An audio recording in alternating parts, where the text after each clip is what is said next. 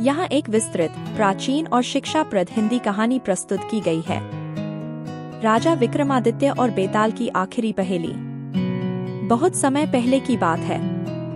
उज्जैनी राज्य में विक्रमादित्य नाम के एक प्रतापी राजा का शासन था। राजा अपनी बुद्धिमानी, न्यायप्रियता और पराक्रम के लिए पूरे देश में प्रसिद्ध थे। एक दिन उनके दरबार में एक साधु आया।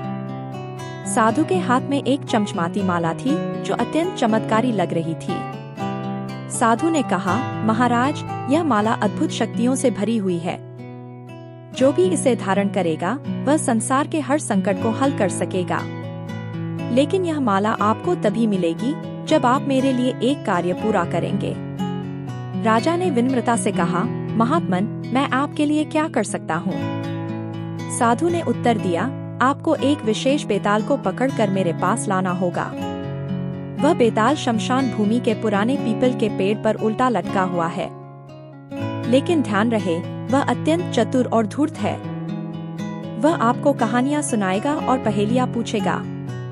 अगर आपने उसका उत्तर दे दिया तो वह उड़कर वापस अपनी जगह चला जाएगा। राजा विक्रमादित्य ने साधु को आश्वस्त किया कि वे इस कार्य को अवश्य पूरा करेंगे।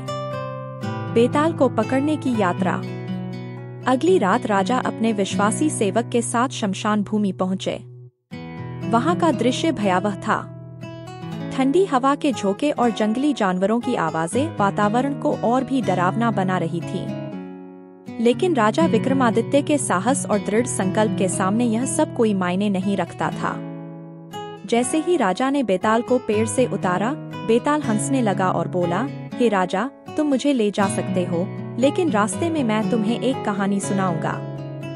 यदि तुमने कहानी के अंत में पूछे गए प्रश्न का सही उत्तर दिया तो मैं वापस अपनी जगह लौट जाऊंगा। और यदि तुम उत्तर नहीं दे पाए तो मैं तुम्हारे साथ रहूंगा। लेकिन यदि तुम्हें उत्तर पता होते हुए भी चुप रहे तो तुम्हारा सिर फट जाएगा। राजा ने स्वीकृति दी और बेताल को अपने कंधे पर लाद लिया। पहली कहानी, राजा, ब्राह्मण और 3 पुत्रों की परीक्षा। बेताल ने पहली कहानी सुनानी शुरू की। किसी समय एक राज्य में एक वृद्ध ब्राह्मण था। उसके 3 पुत्र थे जो हमेशा आपस में झगड़ते रहते थे।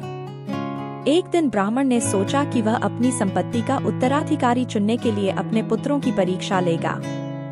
उसने उन्हें एक एक सिक्का देकर कहा, इन सिक्कों से ऐसा कुछ खरीदो जिससे मेरा पूरा घर भर जाए।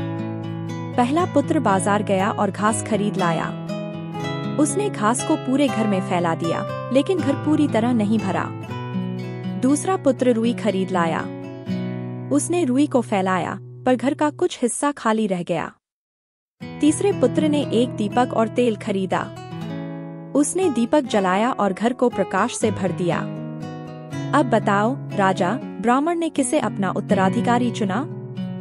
राजा विक्रमादित्य ने तुरंत उत्तर दिया, ब्राह्मण ने तीसरे पुत्र को उत्तराधिकारी चुना, क्योंकि उसने बुद्धिमानी से कार्य किया और न्यूनतम संसाधनों का सर्वोत्तम उपयोग किया। बेताल हंसता हुआ पेड़ पर वापस चला गया। दूसरी कहानी, सच्चा प्रेम। राजा ने फिर से बेताल को पकड़ा। इस बार बेताल ने एक और कहानी सुनाई। एक राज्य में चंद्रसेन नामक राजा राज करता था। उसकी रानी रूपवती अत्यंत सुंदर और गुणवान थी। एक दिन राजा शिकार पर गया और रास्ते में घायल हो गया। एक साधु ने उसकी मदद की। राजा ने साधु को धन्यवाद देते हुए कुछ मांगने को कहा।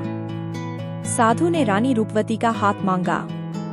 राजा ने वचन निभाने के लिए रानी को साधु के हवाले कर दिया। लेकिन साधु ने रानी को कुछ नहीं कहा और उसे सुरक्षित उसके महल में पहुंचा दिया। कुछ दिन बाद रानी ने राजा से पूछा, हे स्वामी, आप मुझे कैसे साधु को सौंप सकते थे? अब बताओ, राजा, किसका प्रेम सच्चा था, राजा का, रानी का या साधु का? राजा विक्रमादित्य ने उत्तर दिया, रानी का प्रेम सच्चा था, क्योंकि उसने हर परिस्थिति में अपने पति के प्रति निष्ठा और धैर्य दिखाया। बेताल फिर से हंसकर पेड़ पर लौट गया। आखिरी पहेली। राजा ने एक बार फिर बेताल को पकड़ा। इस बार बेताल ने आखिरी कहानी सुनाई। एक बार एक राज्य में 3 मित्र थे, एक राजा, एक व्यापारी और एक साधु। तीनों एक दूसरे से बहुत स्नेह करते थे। एक दिन व्यापारी ने अपने धन से एक सुंदर महल बनवाया। राजा ने उस महल को अपने सैनिकों से सुरक्षित रखा। साधु ने महल में अपने तपोबल से शांति और पवित्रता बनाई। लेकिन एक रात उस महल में आग लग गई। अब बताओ राजा, इस महल को बचाने का श्रेय किसे दिया जाना चाहिए? राजा विक्रमादित्य ने विचार किया और उत्तर दिया, महल को बचाने का श्रेय उन तीनों को दिया जाना चाहिए। व्यापारी ने महल बनाया, राजा ने उसकी रक्षा की और साधु ने उसे पवित्र और शांति का स्थान बनाया। बेताल मुस्कुराया और बोला, हे राजा, तुमने सही उत्तर दिया। तुम में बुद्धिमानी, साहस और न्यायप्रियता तीनों हैं। साधु द्वारा दी गई परीक्षा में तुम खरे उतरे। अब मैं साधु के पास नहीं जाऊंगा। इसके बाद बेताल ने राजा को चमत्कारी माला सौंपी और आशीर्वाद देकर गायब हो गया।